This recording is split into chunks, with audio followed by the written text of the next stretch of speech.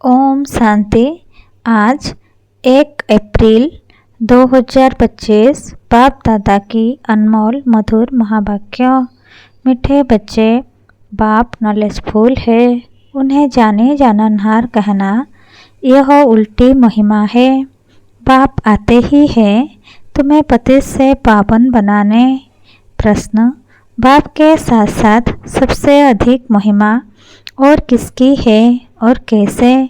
उत्तर: बाप के साथ भारत की महिमा भी बहुत है।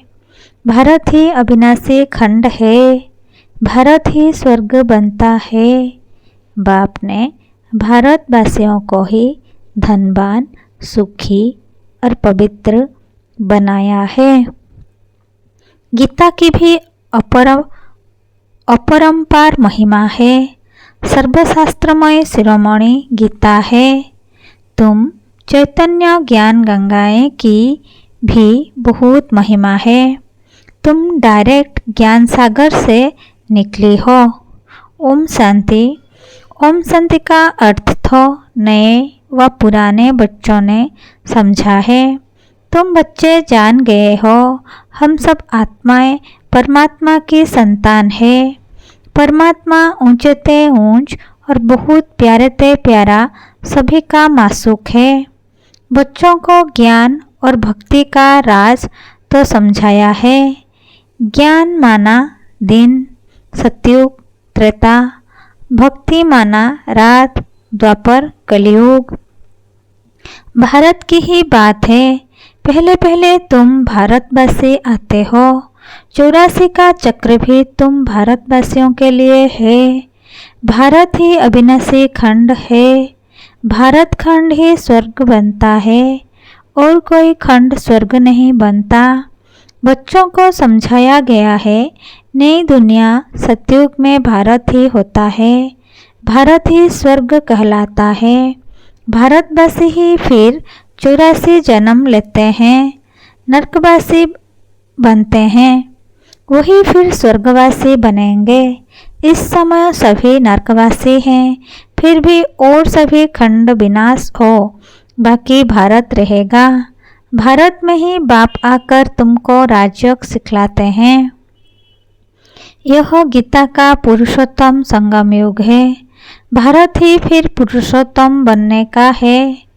अभी वह आदि सनातन देवी देवता धर्म भी नहीं है, राज्य भी नहीं है, तो वह युग भी नहीं है। तुम बच्चे जानते हो, वर्ल्ड अलमाइटी अथॉरिटी एक भगवान को ही कहा जाता है। भारतवासी यह बहुत भूल करते हैं जो कहते हैं वह अंतर्यामी है, सभी के अंदर को वह जानते हैं।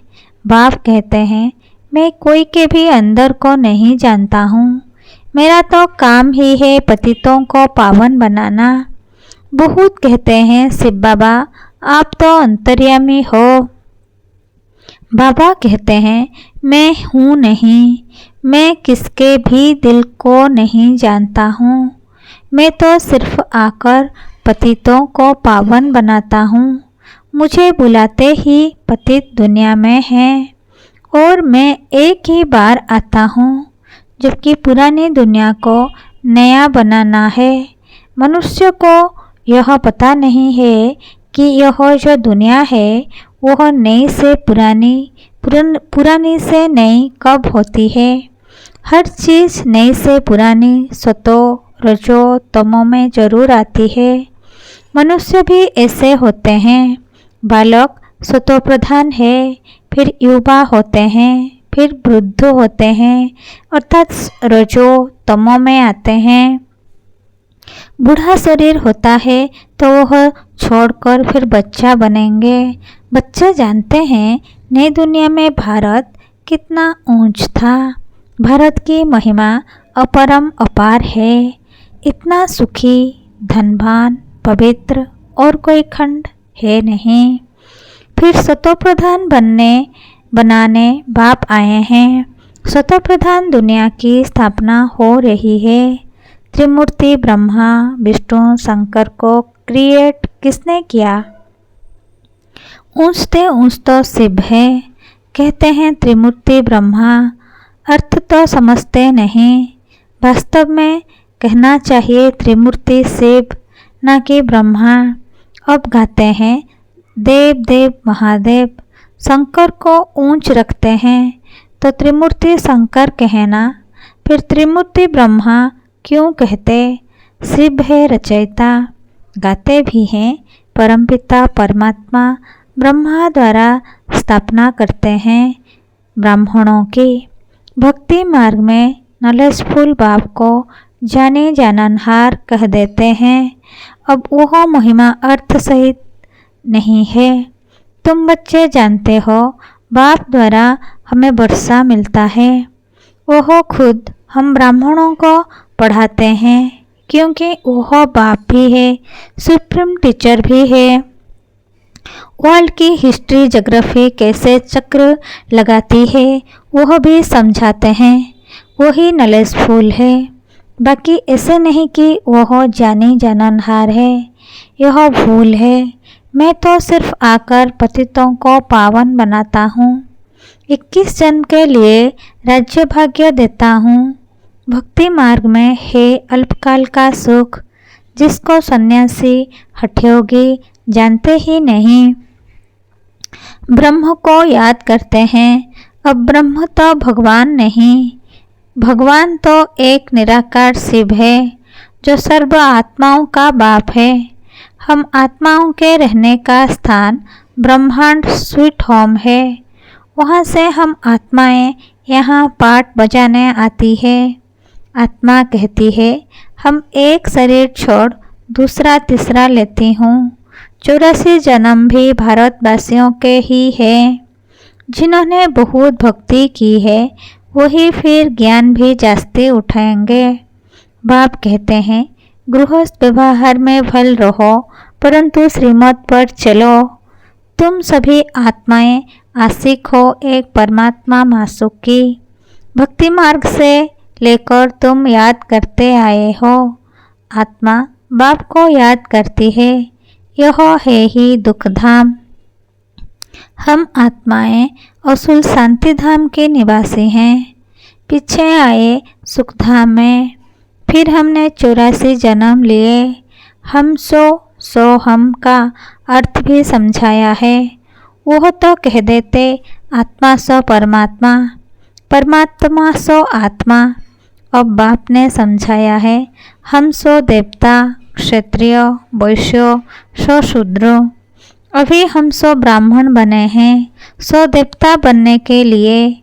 यह है यथार्थ अर्थ, वह है बिल्कुल रॉन्ग। सतयुग में एक देवी देवता धर्म अद्वैत धर्म था। पीछे और धर्म हुए हैं तो दैत्य हुआ है। द्वापर से आसुरी रावण राज्य शुरू हो जाता है। सतयुग में रावण राज्य ही नहीं तो 5 विकार भी नहीं हो सकते। वह है ही संपूर्ण निर्विकारी। अभी तुम हो गॉडली स्टूडेंट, तो यह टीचर भी हुआ, फादर भी हुआ। फिर तुम बच्चों को सद्गति दे स्वर्ग में ले जाते हैं, तो बाप, टीचर, गुरु तीनों ही हो गया। उनके तुम बच्चे बने हो तो तुमको कितनी खुशी होनी चाहिए। मनुष्य तो कुछ भी नहीं जानते। रावण राज्य है ना, हर वर्ष रावण को जलाते आते हैं, परंतु रावण है कौन यह नहीं जानते। तुम बच्चे जानते हो यह रावण भारत का सबसे बड़ा दुश्मन है। यह नॉलेज तुम बच्चों को ही नॉलेजफुल बाप से मिलती है। वह बाप ही ज्ञान का सागर, आनंद का सागर है। ज्ञान सागर से तुम बादल भरकर फिर जाए वर्षा बरसाते हो। ज्ञान गंगाएं तुम हो, तुम्हारी ही महिमा है। बाप कहते हैं मैं तुमको अभी पावन बनाने आया हूँ। यह एक जन्म पवित्र बनो, मुझे याद करो तो तुम तमोप्रधान से सतोप्रधान बन जाएंगे। मैं ही पतित पावन हूँ। जितना हो सके याद को बढ़ाओ। मुख से शिव बाबा कहना भी नहीं है, जैसे आशिक मासूक को याद करते हैं, एक बार देखा बस, फिर बुद्धि में उनकी ही याद रहेगी। भक्ति मार्ग में जो जिस देवता को याद करते, पूजा करते, उसका साक्षात्कार हो जाता है। वह है अल्पकाल के लिए भक्ति करते नीचे उतरते आए हैं। अब तो मौत सामने खड़ा है। हाय हाय के बाद फिर जय जयकार होनी है। भारत में ही रक्त की नदी बहनी है। सिविल वार के आसार भी दिखाई दे रहे हैं। सिविल वार के आसार भी दिखाई दे रहे हैं। तमो प्रधान बन गए हैं, अब तुम सतो प्रधान बन रहे हो। जो कल पहले देवता बने हैं, वही आकर बाप से बरसा लेंगे। कम भक्ति की होगी तो ज्ञान थोड़ा उठाएंगे, फिर प्रजा में भी नंबरवार पद पाएंगे। अच्छे पुरुषार्थी श्रीमत पर चल अच्छा पद पाएंगे। मैनर्स भी अच्छे चाहिए, दैवी गुण भी धारण करने हैं। वो फिर 21 जन्म चलेंगे। अभी है सबके आसुरी गुण। आसुरी दुनिया, पतित दुनिया है ना। तुम बच्चों को वर्ल्ड की हिस्ट्री ज्योग्राफी भी समझाई गई है।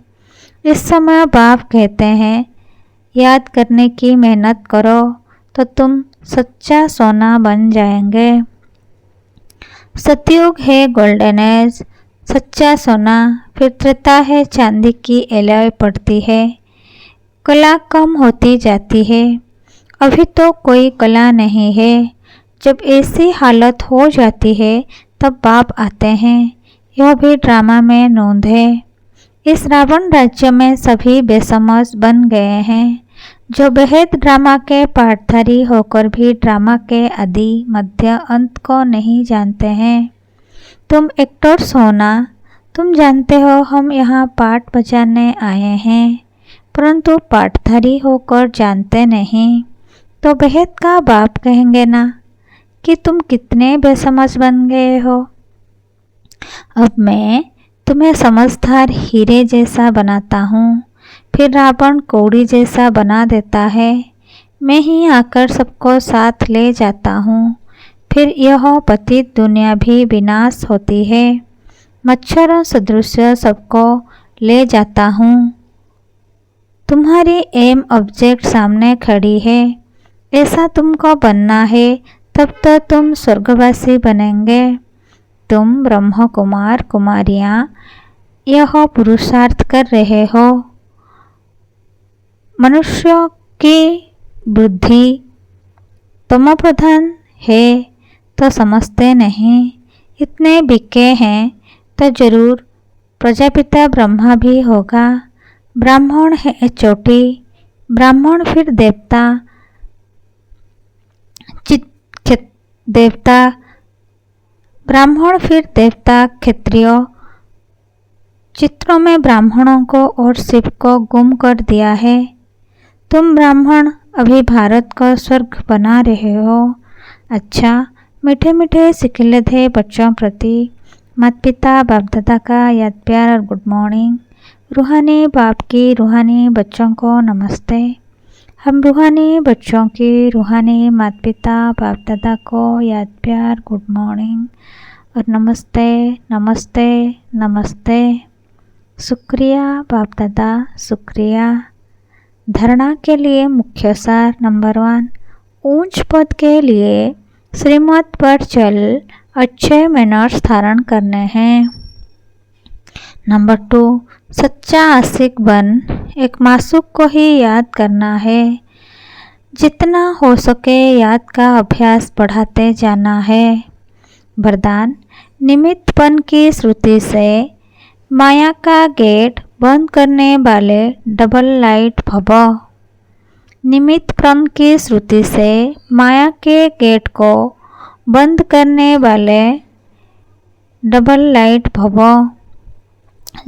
भावार्थ, जो सदा स्वयं को निमित्त समझकर चलते हैं, उन्हें डबल लाइट स्थिति का स्वतः अनुभव होता है। करण करावन हार करा रहा है, मैं निमित्त हूँ। इसी श्रुति से सफलता होती है। मैंपन आया अर्थात माया का गेट खुला, निमित्त समझा अर्थात माया का गेट बंद हुआ। तो निमित्त समझने से मायाजीत भी बन जाते और डबल लाइट भी बन जाते, साथ साथ सफलता भी अवश्य मिलती है। यही श्रुति नंबर 1 लेने का आधार बन जाती है। स्लोगन: त्रिकालदर्शी बनकर हर कर्म करो तो सफलता सहज मिलती रहेगी। मातेश्वरी जी के महावाक्य नंबर 1: मनुष्य आत्मा अपनी पूरी कमाई अनुसार भविष्य प्रलब्ध भोगता है। देखो, बहुत मनुष्य ऐसे समझते हैं हमारे पूर्व जन्मों की अच्छी कमाई से अभी यह ज्ञान प्राप्त हुआ है, परंतु ऐसी बात है ही नहीं। पूर्व जन्म का अच्छा फल है यह तो हम जानते हैं। कल्प का चक्र फिरता रहता है, सतो रजो तमो बदली होता रहता है, परंतु ड्रामा अनुसार पुरुषार्थ से प्रलब्ध बनने की मार्जिन रखी है। तब तो वहाँ सतयुग में कोई राजा रानी, कोई दासी, कोई प्रजापत पाते हैं। जो यही पुरुषार्थ की सिद्धि है वहाँ दैत्य ईर्षा होती नहीं, वहाँ प्रजा भी सुखी है। राजा रानी प्रजा की ऐसी संभाल करते हैं जैसे माँ बाप अपने बच्चों की संभाल करते हैं। वहाँ गरीब साहूकार सब संतुष्ट हैं। इस एक जन्म के पुरुषार्थ से 21 पीढ़ी के लिए सुख भोगेंगे। यह है अविनाशी कमाई। जो इस अविनाशी कमाई में अविनाशी ज्ञान से अविनाशी पद मिलता है। अभी हम सतयुगी दुनिया में जा रहे हैं। यह प्रैक्टिकल खेल चल रहा है। यहाँ कोई छू मंत्र की बात नहीं है। नंबर 2: गुरु मत, शास्त्रों की मत, कोई परमात्मा की मत नहीं है। परमात्मा कहते हैं बच्चे, यह गुरु मत, शास्त्र मत, कोई मेरी मत नहीं है। यह तो सिर्फ मेरे नाम की मत देते हैं, परंतु मेरी मत तो मैं जानता हूँ। मेरे मिलन का पता मैं आकर देता हूँ। उसके पहले मेरी एड्रेस कोई नहीं जानता। गीता में भल भगवान उबाच है, परंतु गीता भी मनुष्य ने बनाई है। भगवान तो स्वयं ज्ञान का सागर है। भगवान ने जो महावाक्य सुनाए हैं उनका यादगार फिर गीता बनी है। यह विद्वान पंडित आचार्य कहते हैं परमात्मा ने संस्कृत में महावाक्य उच्चारण किए। उससे सीखने बगैर परमात्मा मिल नहीं सकेगा। यह तो और ही उल्टा कर्मकांड में फंसाते हैं। वेद शास्त्र पढ़ अगर सीढ़ी चढ़ जावे तो फिर उतना ही उतरना पड़े, अर्थात उनको भुलाए एक परमात्मा से बुद्धियोग जोड़ना पड़े, क्योंकि परमात्मा साफ कहता है इन कर्मकांड वेद शास्त्र पढ़ने से मेरी प्राप्ति नहीं होती है। देखो, ध्रुव प्रहलाद मीरा ने क्या शास्त्र पढ़ा, यहाँ तो पढ़ा हुआ ही सब भूलना पड़ता है। जैसे अर्जुन ने पढ़ा था तो उनको भी भूलना पड़ा। भगवान के साफ महावाक्य है, श्वासों श्वास मुझे याद करो। इसमें कुछ भी करने की जरूरत नहीं है। जब तक यह ज्ञान नहीं है तो भक्ति मार्ग चलता है, परंतु ज्ञान का दीपक जग जाता है तो कर्मकांड छूट जाते हैं। क्योंकि कर्मकांड करते करते अगर शरीर छूट जावे तो फायदा क्या मिला, प्रारब्ध तो बनी नहीं। कर्मबंधन के हिसाब किताब से तो मुक्ति मिली नहीं। लोग तो समझते हैं झूठ ना बोलना, चोरी ना करना, किसी को दुख ना देना यह अच्छा कर्म है, परंतु यहाँ तो सदाकाल के लिए कर्मों की बंधायमानी से छूटना है और विकर्मों की जड़ को निकालना है। हम तो अब चाहते हैं ऐसा बीज डालें जिससे अच्छे कर्मों का झाड़ निकले। इसीलिए मनुष्य जीवन के कार्य को जान श्रेष्ठ कर्म करना है। अच्छा, ओम शांति। अव्यक्त इशारे। कंबाइंड रूप की श्रुति से सदा विजयी बनो। शिव शक्ति का अर्थ ही है कंबाइंड। बाप और आप दोनों को मिलाकर कहते हैं शिव शक्ति। तो जो कंबाइंड है उसे कोई अलग नहीं कर सकता। यही याद रखो कि हम कंबाइंड रहने के अधिकारी बन गए। पहले ढूंढने वाले थे और अभी साथ रहने वाले हैं। यह नशा सदा रहे। अच्छा, ओम शांति।